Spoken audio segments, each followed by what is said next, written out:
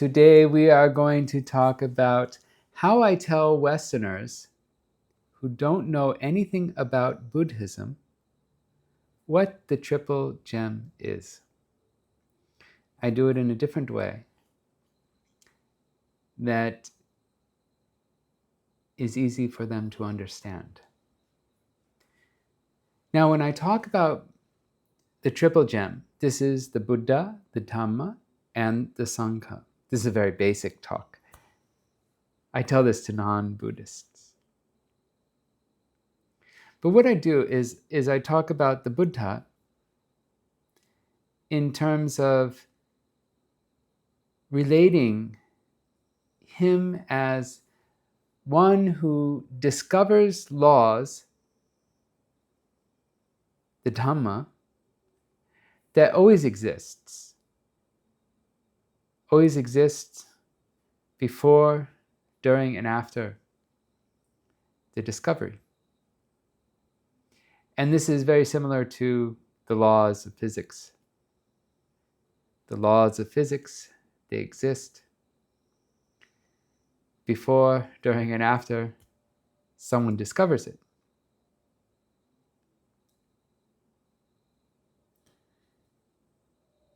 While there's no comparison, there's absolutely no, it's incomparable to say that someone like Einstein is like the Buddha in a conceptual way. We could say that.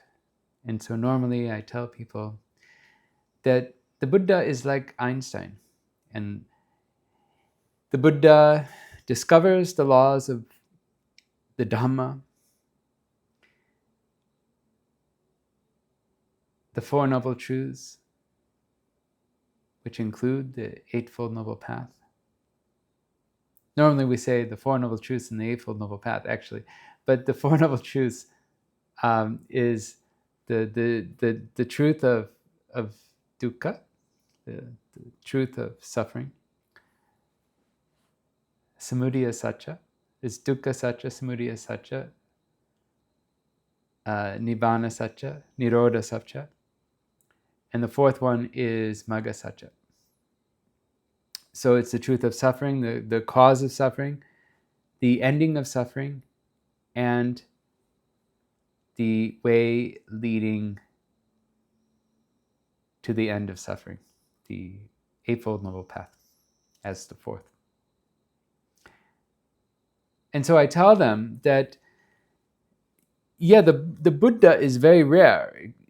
Someone like the Buddha doesn't come around very often. It's very, very rare. Very, very, very rare.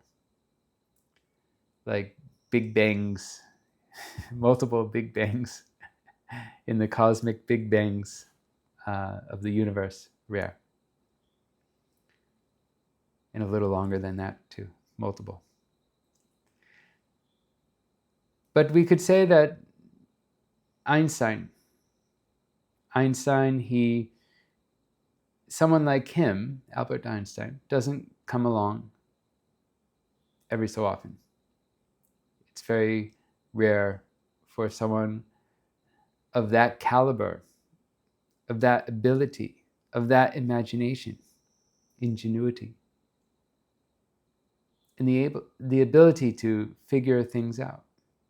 So this type of person does not come around so often.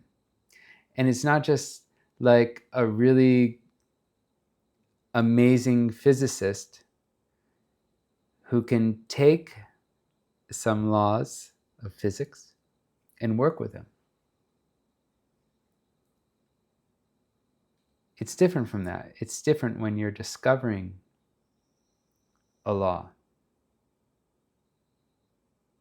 And so I tell them that. I tell them about the laws of physics, Einstein, how rare it is and how special he is. And the laws that, like E equals mc squared, law of relativity, etc. So we can say that this is like the Dhamma. These are the laws that he discovers. And then the person who is at the research level, maybe he's a professor, but he's also a researcher. He not only can grasp and understand things, but he can work with the laws of physics, of Einstein physics. It's at at a higher level. Like, not even a college, you have high school physics, you have your 111 physics, you have your 121 physics in college.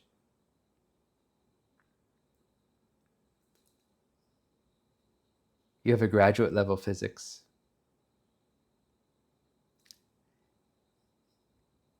And this is not enough, actually. Even PhD level in physics. You have to be like a researcher. You have to be at the very top tier and fully be working with these laws at the deepest level to fully understand. And in that way, we can say that this is the Sangha, because we talk about the Arya Sangha. When we take triple refuge, it's the Arya Sangha. We take refuge with the monks, we take, and even communities, lay communities, they call themselves Sangha. But real refuge is to the Arya Sangha. That's part of the chant. We say the 4 pairs and the 8 individuals. These are the different types of enlightened people. And so that's how I explain the Triple Gem. And there's one more thing I want to talk about, and that is how elite scientists might view Einstein.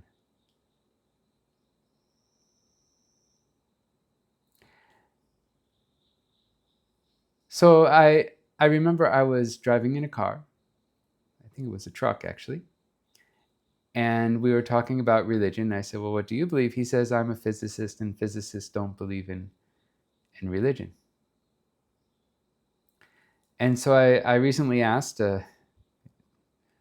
AI that can we trust it? And it actually said that, it had different research, different studies, and it didn't really sound so promising to back him up. But it did say that the elite scientists,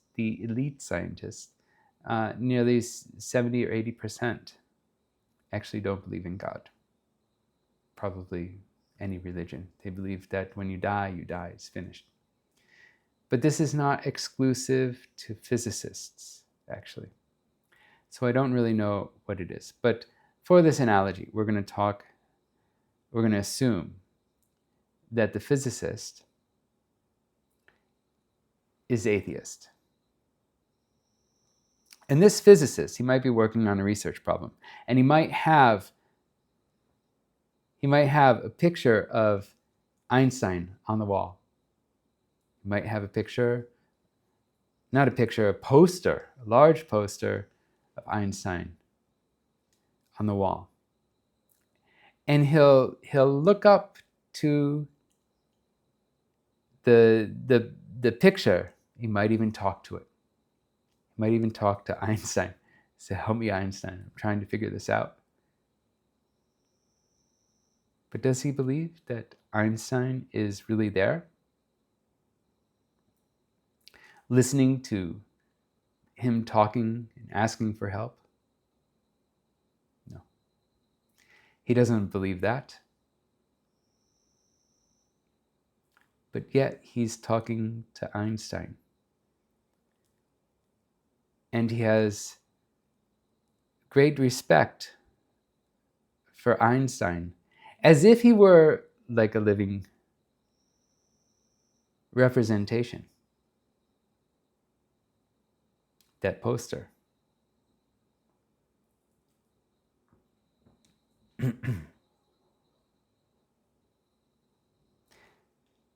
Now you're guessing what I'm going to say because it's very simple.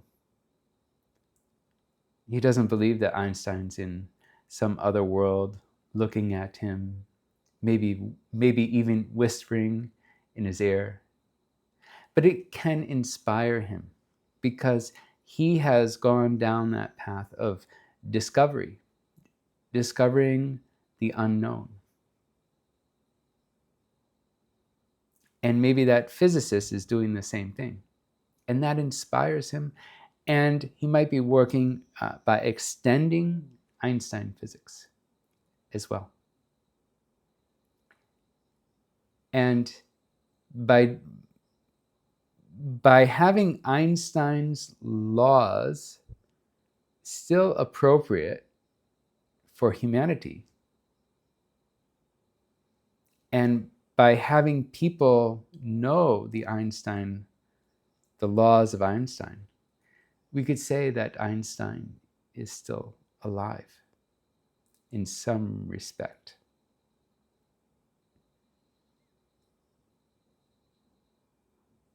And the Buddha, he said the same thing. He said, whoever sees or knows the Dhamma knows the Buddha.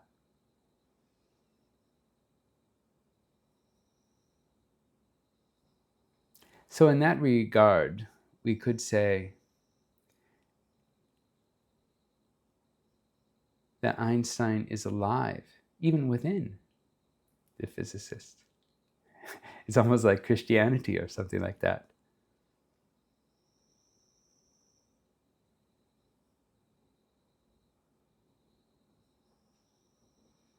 Until he eventually, if he strives hard, he will become part of the noble Einstein world. He will be the attainer of Einstein physics if he knows it deep enough.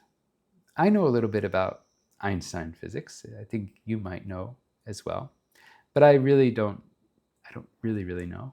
I can understand how it works. And that's the difference between knowing the Dhamma on a superficial level and knowing it on not only on a practical level, but on the attainment level, to really know what Nibbana is. To become one of the four pairs and the 8 individuals. And so when we have the Buddha, we pray to the Buddha. We pray to the Buddha. And those who are orthodox, Theravada Buddhists, we don't believe that Buddha is there listening to us. It's not like a god or anything. It's exactly what I said. He who knows the Dhamma knows the Buddha.